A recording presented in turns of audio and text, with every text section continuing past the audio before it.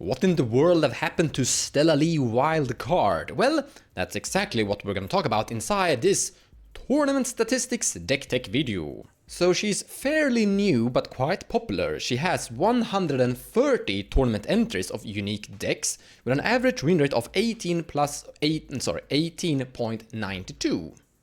To put that into perspective, she's kinda equal to something like Yuriko Tiger Shadow. Both of these commanders are kinda struggling, so to say. They are not really getting it in there. And for example, if we take a look at Iset in general, I'm actually gonna disappear so you can see this value. So total decks 23,831, and we have a total of 964 decks that have played Iset, and those have achieved an average win rate of 21.11. In other words, the verdict is that Stella Lee Wild card is weaker compared to the average other Iset commanders. But there are lots of potential upgrades and improvements. For example, we can take a look at individual cards played by people and see if some of them haven't been recommended. So once again, we have 130 Stella Lee tournament entries and we have 12 decks, an inclusion rate, do you see the pie chart there, of 9.2, so it's not really popular. Cursed Mirror has an average win rate of those 12 tournament entries of 5.13, meaning it's not recommended to have this inside your build. In other words, maybe we can learn a little bit here about what would potentially improve Stella Lee. Like, can we find something that would increase her potential win rate? During this video, I highly recommend looking at that value that the arrow is looking at, minus 5.58. That's how much the average win rate have dropped compared to the total average of Stella Lee Wild card. That is the total average win rate. That is the win rate from every Isochron Scepter, and that's how much you lost. And there are a bunch of various cards that are sticking out. For example, Iset Signet is also not so good. Like, here's a whole bunch of people who have actually included it, and it haven't really been successful for them in general doing that. Molten Duplication, strangely also not working out great. And that could be because, as well, Dual Caster Mage haven't really made a huge success story either. It is not a great combo in general. It's a fairly budget, color-lacking combo you go for when you wanna be a Dimir Thassa's Consult, but you're mono-red, so you can't. It's not super great. This one actually surprised me a fairly bit. Whenever you cast or copy an instant sorcery spell, draw a card, and I thought that Stella Lee would really benefit from Archmage Emeratius, because you're usually like casting a lot of spells in general. But as you can see, it's not really popular either. It only has a 14.6 inclusion rate and an average win rate of 15.58, a drop by minus 3.34. So yeah, definitely not recommended. I'm really happy that I can showcase this, so let me explain. The entire combo of Stella Lee Wild card is that you're drawing your entire deck basically, and once you've done that, you can cast Thassa's Oracle and win the match easy peasy. But Thassa's Oracle is truly a dead card. You don't have Tainted Pact, you don't have Consult, so it doesn't really do anything on its own. It's only there once you've drawn your entire deck. And it's just a fast, lazy version of winning on the spot. What you should do is try to figure out another way to win the game if you have drawn your entire deck, basically. Because once again, Stella Lee is struggling, so we have to improve the deck as much as we can. We have to make sure that every single card we're basically playing is as far away from being a dead, useless card that doesn't do anything. I mean, imagine having this in your opening hand. You're gonna be really sad. And as you can see here, it's not really working out great for you. The win rate is dropping by 3% by those 40 decks that have included this. This one also surprised me, but I guess it's not really necessary. So Stormkill an Artist, usually when I look at it, is usually really good. But here the win rate is dropping. It kind of showcased that you should try to stick to the core structure. Just try to focus on getting your Stella Lee in play, making sure she combos and wins on the spot, and maybe stay away from these, I don't know, other concepts, so to say. I think that Stormkill an Artist, personally, I think it's a good card, and usually when I see it in other builds, it's usually showcasing a good win rate. But there's absolutely a world where some commanders should play certain cards and others shouldn't. And it looks like you should stay away from Stormkill and Artist. And the popularity vote is also saying that as well. Like, it doesn't really look like a popular card by the Stella Lee players. Pongify haven't really performed either. Kinda strange. I think creature spot removal is kinda good, but on the other hand, everyone is kinda sandbagging these days, and making another person interact instead of you is usually good. So less spot removal and more acceleration, more winning fast might be the direction. Maybe. And we do have something of a pattern here. Okay, Lightning Bolt actually has a pretty average win rate to the total average, but I decided to showcase it anyways. It is very popular, and it's not taking the win rate of this deck to huge places. This could be your outlet, like casting Lightning Bolt infinitely can be your winning concept once you've drawn your entire deck list. We already did look at Dualcaster Mage. Here's Twin Flame, also not really performing great.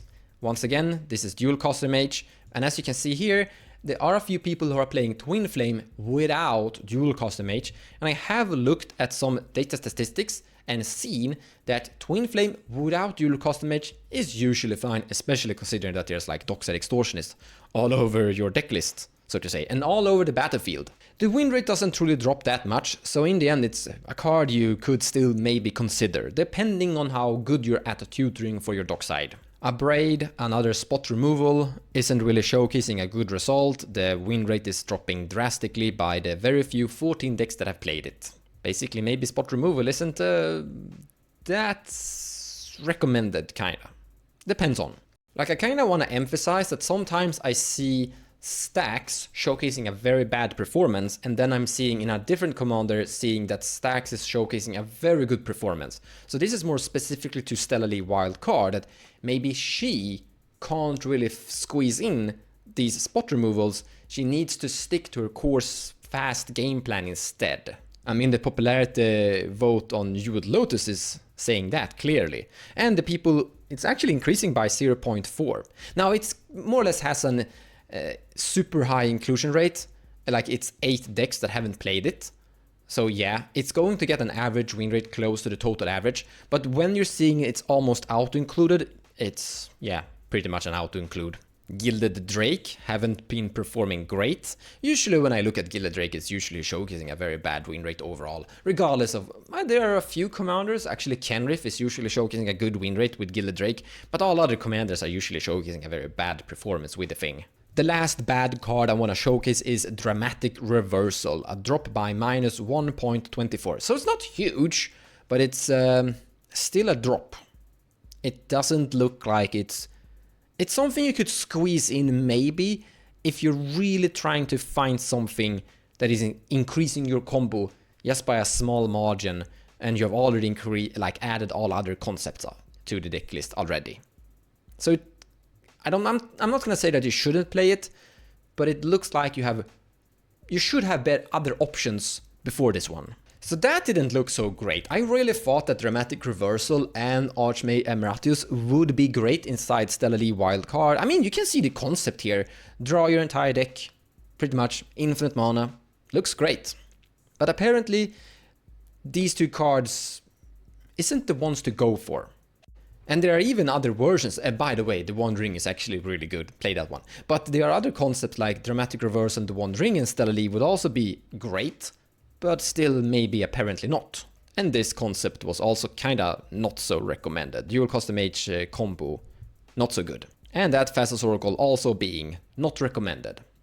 So what in the world should we be focusing on? Well, easy. This. Focus down on this. Really hard. So let's focus on some positive things. Born Upon a Wind, heavily played amongst, the inclusion rate is enormous. Only 9 decks have not played Born Upon the Wind. Kind of funny to see Days actually being good.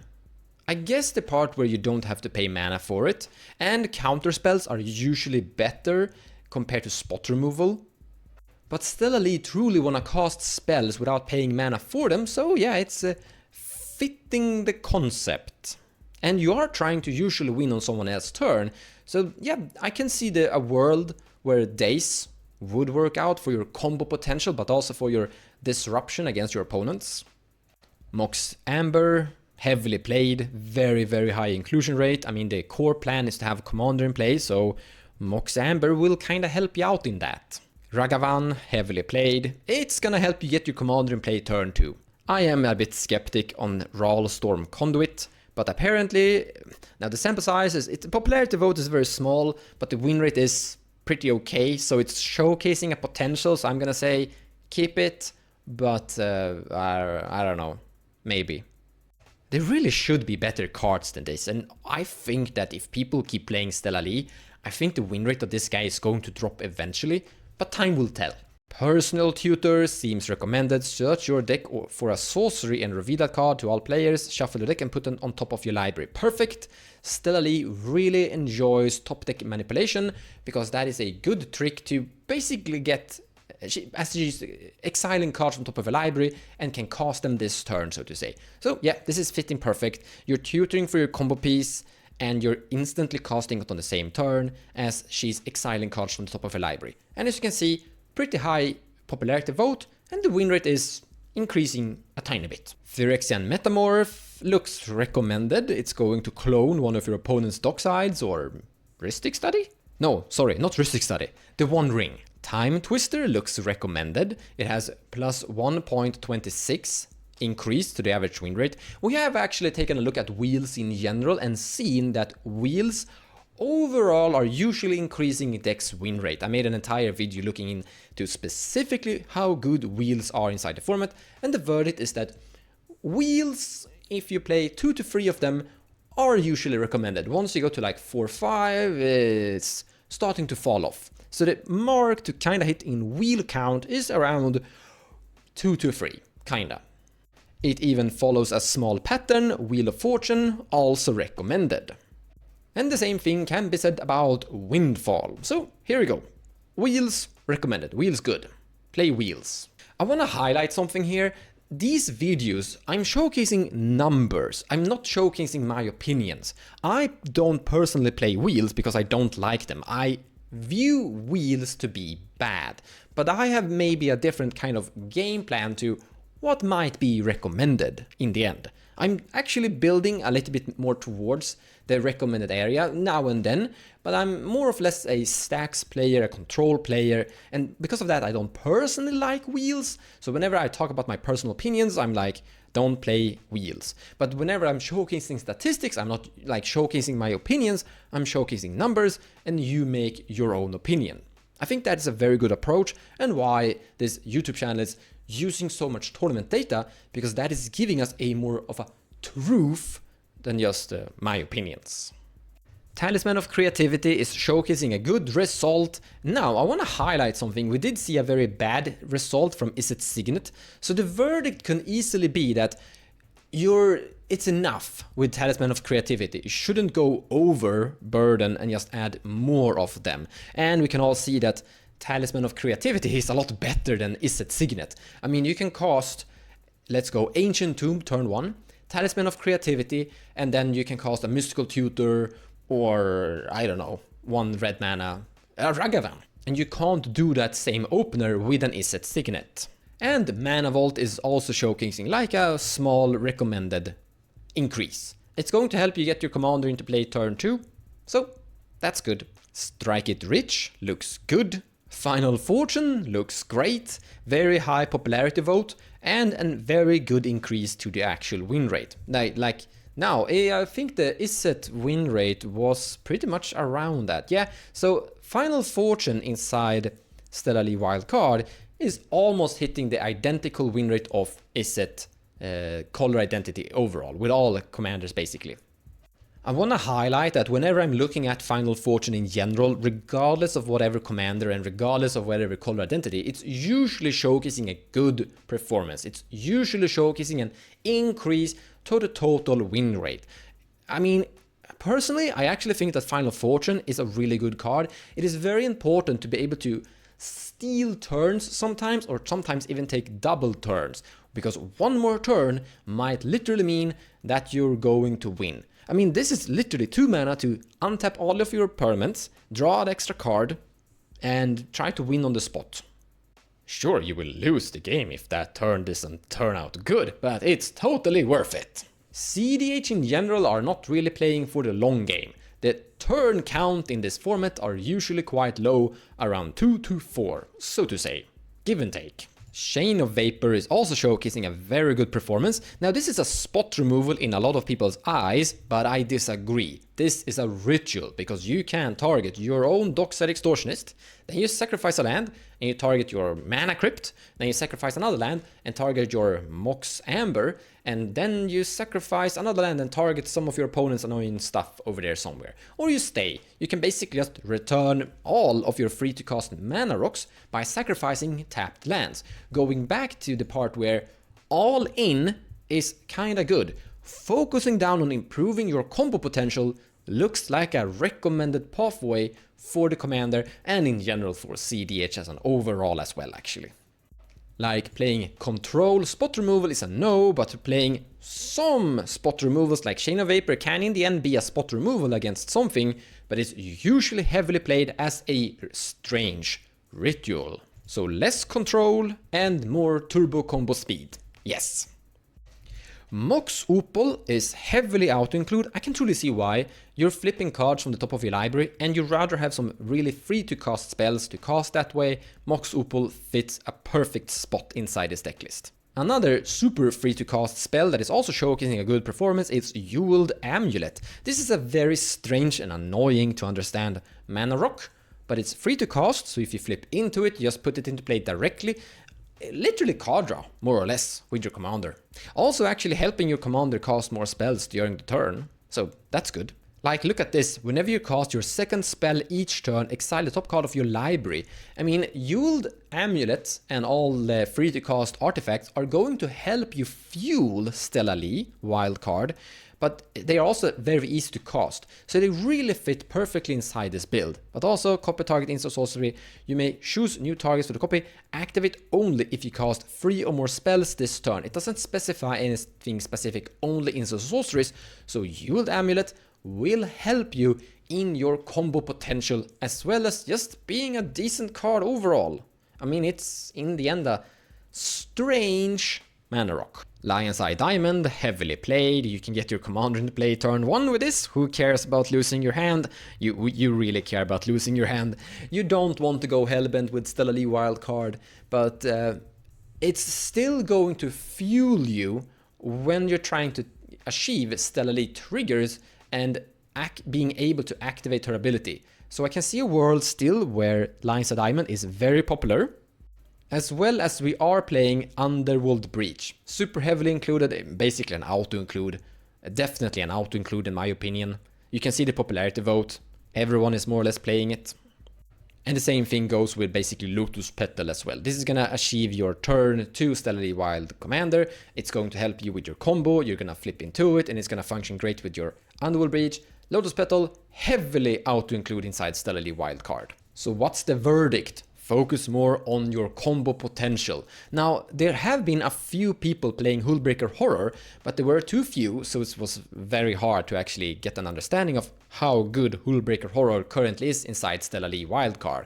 But I can see a world where you maybe should try to experiment with it, because it is going to help you with your combo potential, and you are in general playing a lot of Cheerios, zero costing artifacts in general, to make this into a functional combo that can win games for you.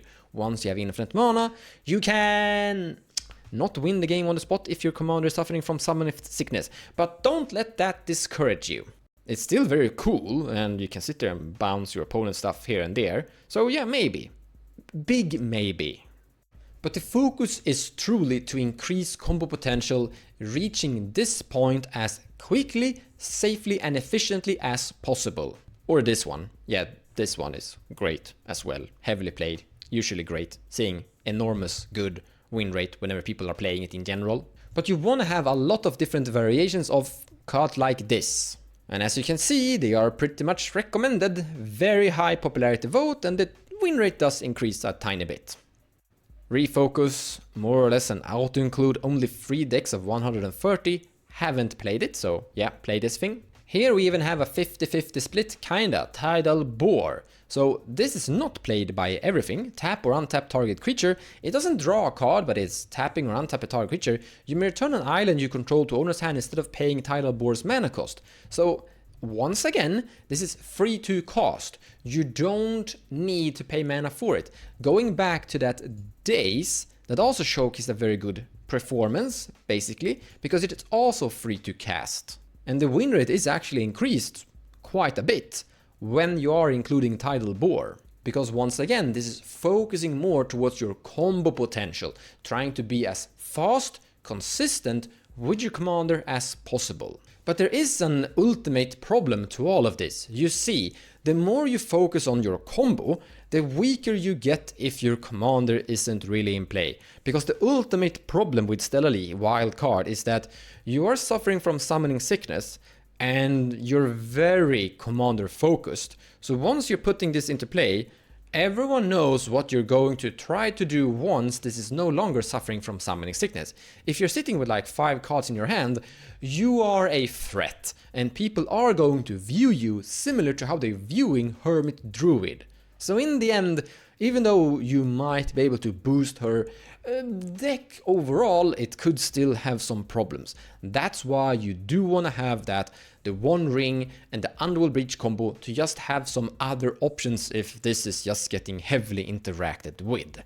Don't try to be too commander dependent. You will struggle if you run into a situation where there's a Draenei Magistrate in play. But still, trying to focus down on making your combo more efficient seems to be the recommended pathway from tournament statistics. Thank you so much for watching, guys. Hope you enjoyed the video, and I'll see you again in the future.